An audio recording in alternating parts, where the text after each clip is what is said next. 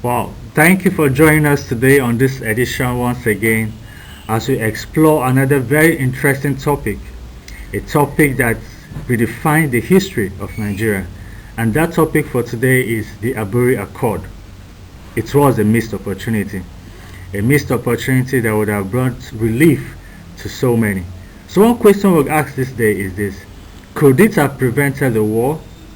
The implementation of this Aburi Accord, would it have prevented the war that took so many lives? So today is a good day to learn something new. So let's dive into it as we explore its potential. This Aburi Accord to have fostered peace in Nigeria, the factors that led to its failure, and its enduring legacy. It was indeed a pivotal moment in Nigeria's history, but we failed to take advantage of this opportunity. So let's dive into it. Now, before we go into Aburi Accord proper, it's important we understand the political climate in Nigeria in the 1960s. Prior to independence, Nigeria had always had ethnic and religious issues across board, but it was particularly noticed in the northern part. Soon after, the political leaders in the west were having their own peculiar issues, which would have led to more serious issues. And a young major at that time took it upon himself to bring sanity into the system. And a nation that just fresh from colonial rule and just had independence, grappling with political issues and regional issues, was now faced with another major issue, a coup. Zogu organized a coup that led to the killing of political leaders across the country. However, the North had the highest casualties. But this did not go down well with the military personnel from the North, who at a point decided to organize a counter coup. This further exacerbated the issues and led to divisions, which now set the stage for the tragic events that followed afterwards. The counter coup led to the killing of the military head of state at that time, Ironsi, and other top military personnel who incidentally were from the eastern part. The civilian population in the north equally joined in these killings. They went into the streets, organized themselves, descended upon easterners in their region, especially the Igbos. So many were killed across the northern part, and even in some parts of the west, the Igbos were killed in their numbers. This led to the Igbos fleeing to their homeland in Igbo land. They left their properties, left their houses, left their jobs, and took shelter in the eastern part of Nigeria, where Ojukwu had already been named the military governor of the eastern region. With the killings spreading across the country, it became expedient that something had to be done. And in a desperate attempt to salvage the nation and prevent it from total collapse, military leaders from Nigeria, both from the eastern parts and Nigeria, decided to hold a meeting. But Ojukwu himself, who was a major participant, said his safety could not be guaranteed anywhere except in the east.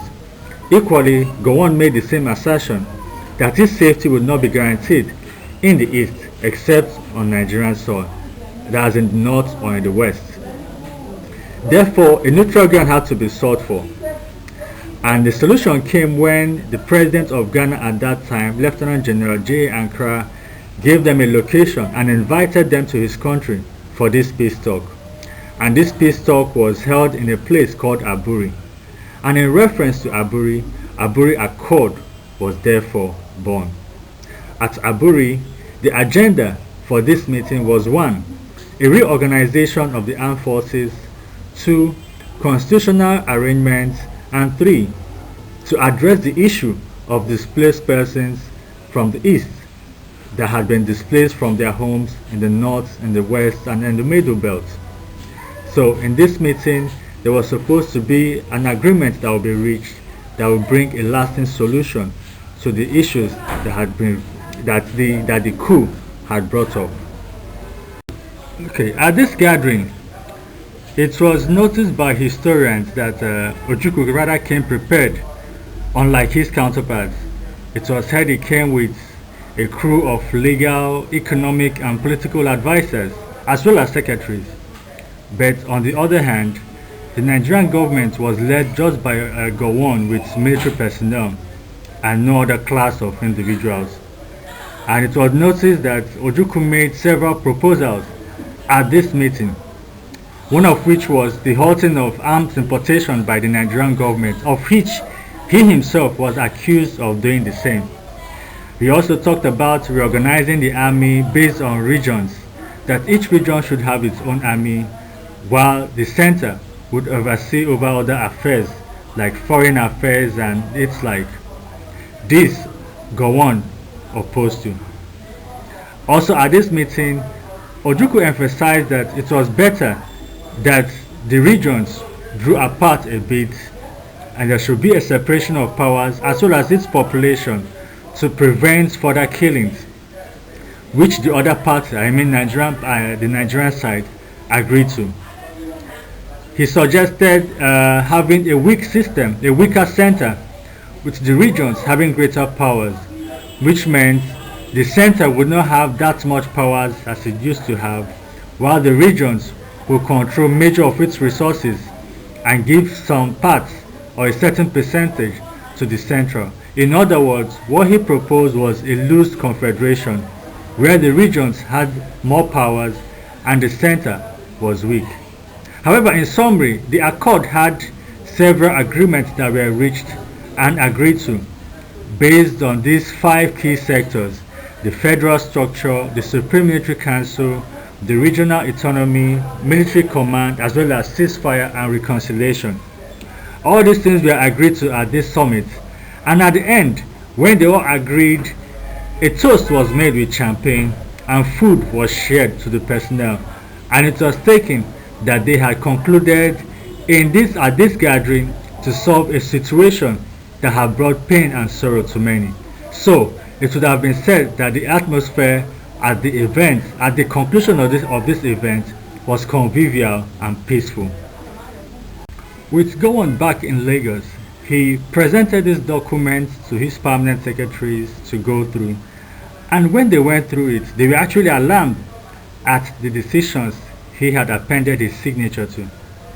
They pointed out to him that what he had agreed to was a loose confederation where the center was going to be weak and the regions were going to be strong. They made him understand that the citizens of these regions were going to pay more loyalty and allegiance to their regions than to the center, which meant in future they could easily secede from the nation. So in this section we're going to just dissect certain factors that led to the collapse of the accord, and one was the permanent secretaries, the role of permanent secretaries. A key figure was a man named Prince Solomon, who drafted a memo and dissected each section of that document they had signed and pointed out the ills and how it affected the nation. The second one was Decree number 8, which was actually a document or a decree meant to appease Ojukwu. The regions were given some extra powers, but then the federal government still had overbearing powers over its affairs, which meant the regions will still not be able to perform its duties as an independent section of the country. When Ojukwu refused to accept Decree number 8 because he had always stood on one thing, the implementation of the decisions reached in Aburi. Gowon went ahead to create states, and in the creation of states, he removed the seaports which were in Calabar and Port Harcourt from the eastern zone, or rather from the regions which were Igbo dominated, and ceded it to a different part, creating a state to represent those regions with these seaports. This effectively made the Igbo space a landlocked space.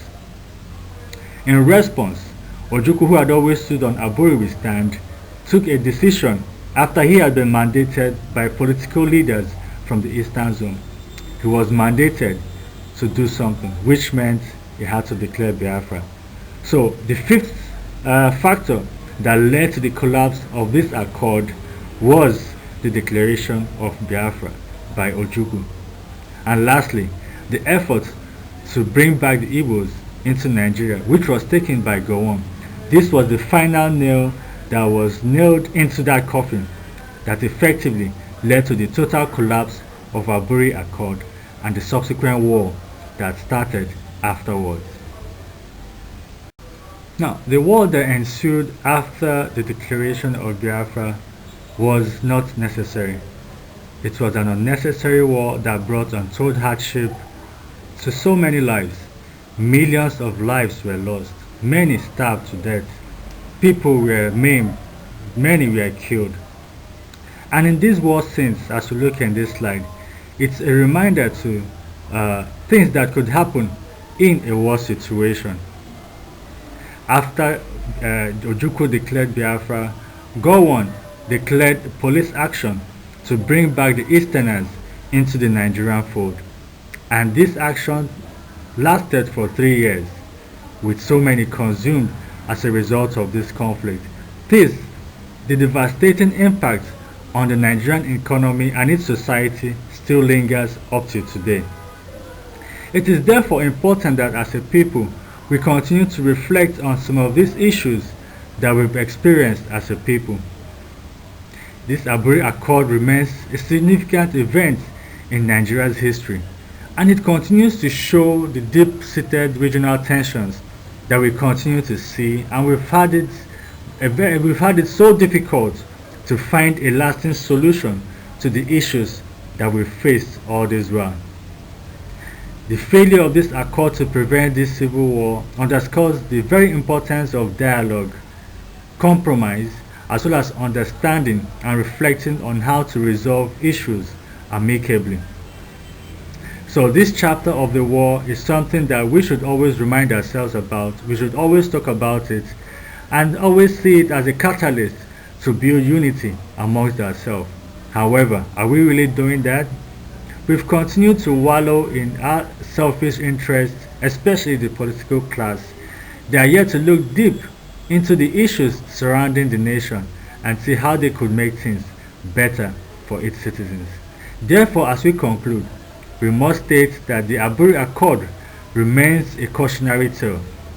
It reminds us the dangers of ignoring grievances, especially as we've continued to hear grievances from Eastern region, the Igbos especially, as well as some other parts, the Niger Deltans now, and where we continue to marginalize certain groups due to their numbers or whatever.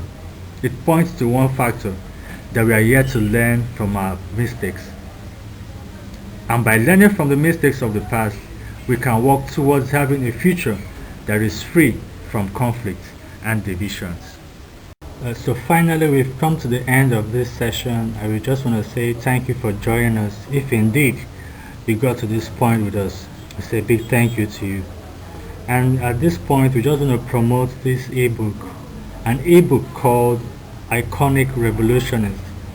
It's a compilation of certain Nigerians that have done great things for us. It's a book about determination, passion, and achievements. And in this ebook, you see a compilation of several Nigerians that contributed significantly to its development. So you can get this book on sale via this link detailed here, and you can equally get it in the description of this video below. So we just want to say thank you once again for joining us, and if indeed you like this video, please do like this video, share it, and subscribe to our YouTube channel, and we'll see you on the next one.